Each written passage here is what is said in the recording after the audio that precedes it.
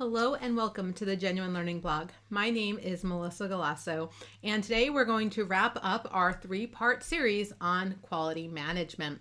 So today is a little bit different. The last two of our blogs focused on the quality management standards. Today we're going to switch gears a little bit, and we're going to talk about a SAS that's going to deal with quality management. So this is part of the bigger proposal. Remember, all three of these proposals are in a single document. So let's dive on in. So the proposed SAS, a little bit different, right? We already talked about SQMS1, which was the system of quality management. And that's for all types of engagements, whether it's an AUP or an examination or an audit. This system applies to anything in our accounting and auditing areas.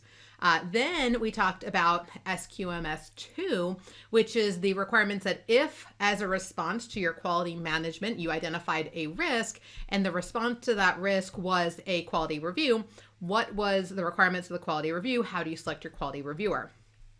This is a little bit different. The SAS says, okay, we have this system of quality management. Now, how do we apply it at the engagement level, right? So the firm as a whole has this system. Now the question is, how does the engagement partner who is out in the field doing the audit leverage that system and manage quality at the engagement level, and in particular for an audit? So again, part of that bigger project, comments still due June 11th. So let's start off with scope. Again, it is the responsibility at the engagement level for an auditor. So it's very specific. It is a SAS. And remember, the SQMSs are not applicable to government audit organizations. However, if you are a government audit organization and you're following SAS or GAS, then you would follow the SASs here. So while you don't necessarily have the system of quality control requirements, you do have to apply it at the engagement level. So what is our objective here? Why are we putting an audit specific one out, right? It's to encourage the partner to really take responsibility, to really proactively manage quality at the engagement level, right? So not just the firm having the boxes checked and having a system of quality control, but really making sure that the engagement partner is talking to the team about the importance of professional skepticism, focusing on this auditor judgment and documentation, and making sure there's robust communication during the audit about quality, about getting things done properly. And we know that quality audits are achieved through planning and performing the engagement in accordance with professional standards, laws, regulations, and that includes exercising professional skepticism, exercising professional judgment. And so we know that if you follow the standards and you perform appropriately, you're in good shape. And so we still want to have an audit-specific standard that says, how do we apply this theory to an actual engagement? And that is the role of the engagement team.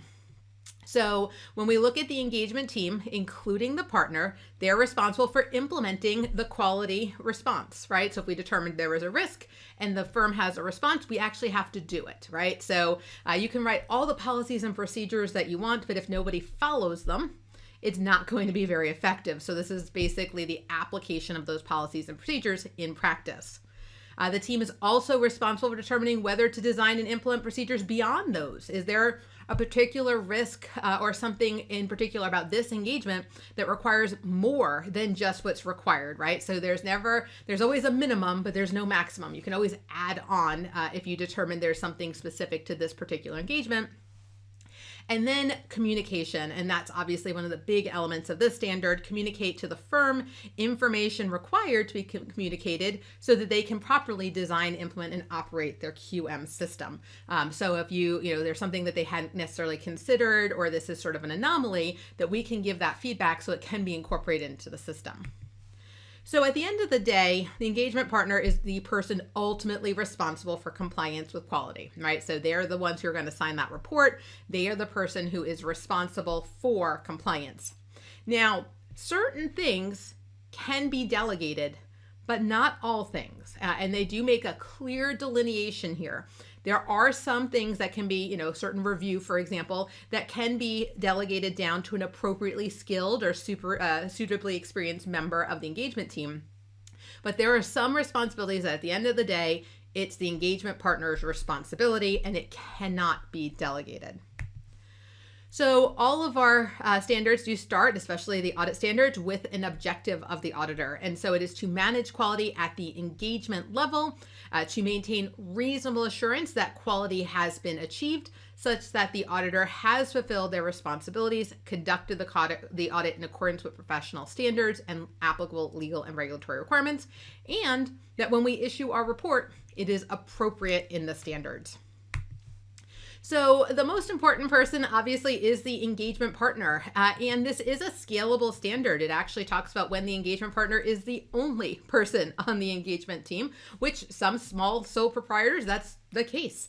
And so it is a scalable standard, but at the end of the day, right, leadership is one element of the engagement partner's role, direction, supervision, and review, and then what we call our stand back requirement. And at the end of the day, the goal is, do we have sufficient, appropriate involvement throughout the engagement, right? We don't just show up on the last day, do a quick review, right? We're involved in the conversations. We're making decisions about what is the risk areas. We're involved in the response. We're having these conversations day in and day out. So when we think about a leadership responsibility, right, they are responsible for the overall managing and achievement of quality, right? So that's responsible for creating an environment where culture is indicating it's not just about the economics of the engagement, but the quality, right? What is the expected behavior? What is the expectation of the auditors who are working on this engagement? And they have to be involved, right? This is not something that we leave to the end, but something that they're there for the judgments, the questions, the conclusions. They're actively involved in the audit. So you have to have a commitment to quality, right? So they have to communicate. They have to emphasize that the engagement team members are responsible to for the management and achievement of quality, right? It's not done by one person. It's done by the whole team, and every person at the firm is responsible for ensuring quality. The importance of ethics, values, and attitudes, right? That quality is first and foremost. The importance of open and robust communication, right? Without worrying about fear of reprisal, right? Questioning why we're doing something is a good thing. We want to encourage that.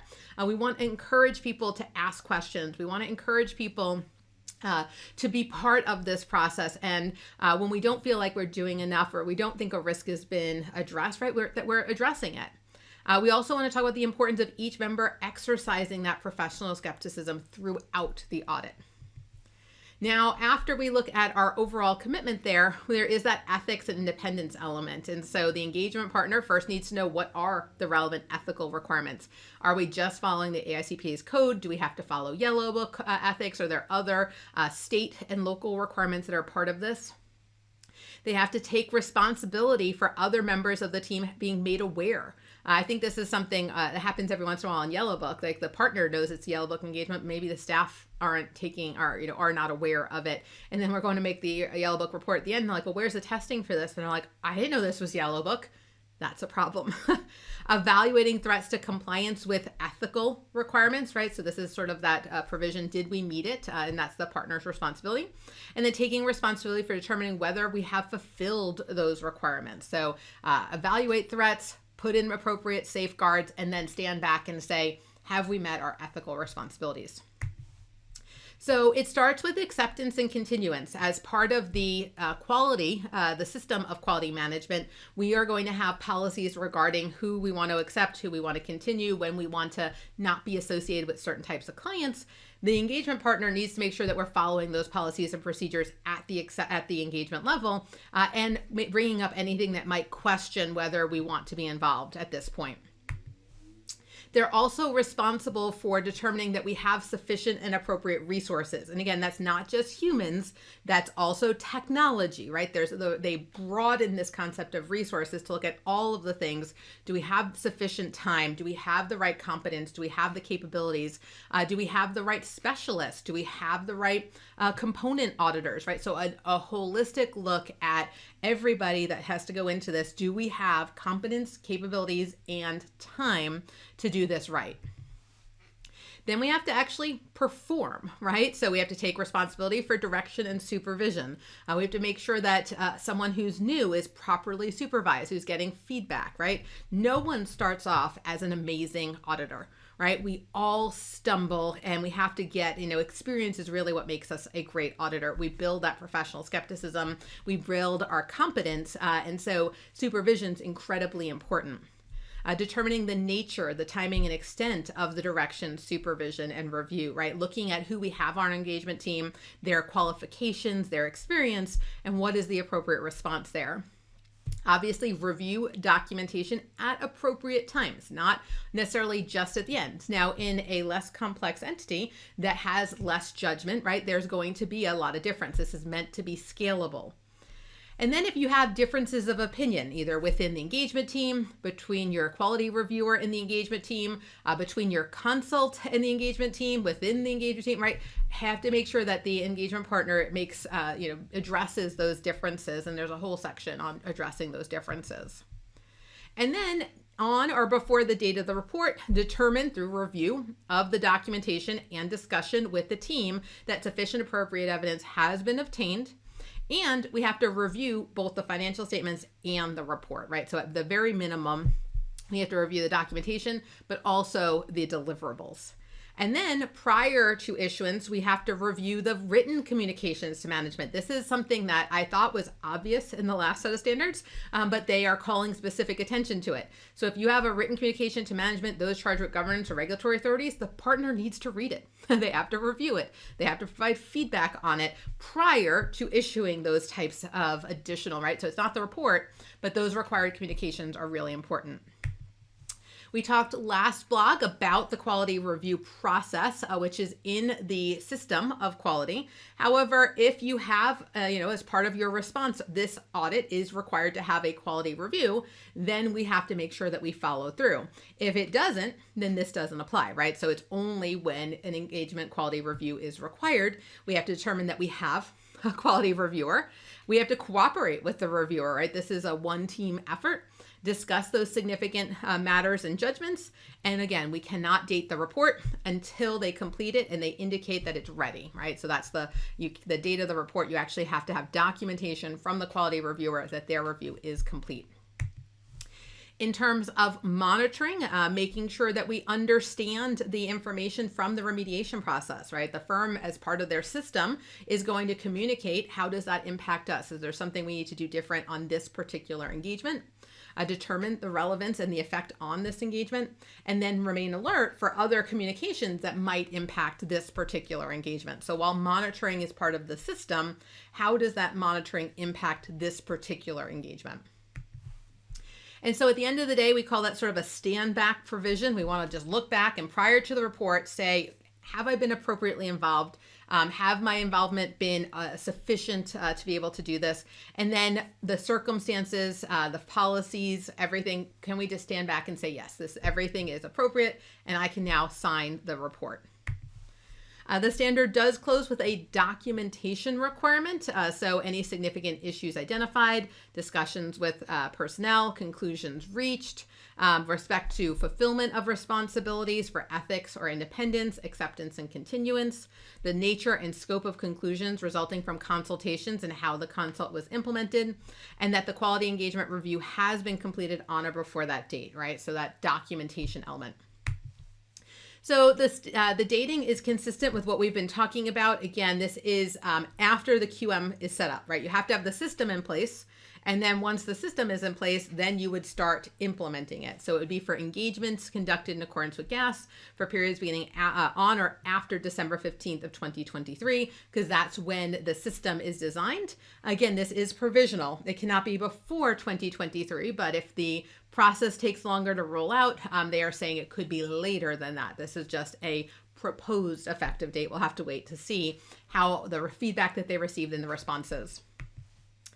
All right, so we have covered all three pieces of this proposal. There are a series of questions that the AICPA would love to get feedback on. I know you all are knee deep in busy season right now, whether you're a government auditor who's still trying to wrap up last year's single audits, whether you're a commercial auditor, whether you're working in industry and trying to get these audits out the door. This is all super important. And so again, we have a long time before the comments are due so that you can wrap up before you move on to your next phase, which I feel like the busy season lasts all year. But hopefully you'll have time to address this before that June comment period. I think if we don't provide feedback, that we're doing a disservice to this process, because this is a major overhaul. And the more feedback that they received, especially from smaller entities, the more they're able to take that into consideration when they issue the final set of standards. So thank you guys so much for joining me. Again, it was a pleasure having you on today, and I hope to see you on a future blog. Have a great day, guys. Bye-bye.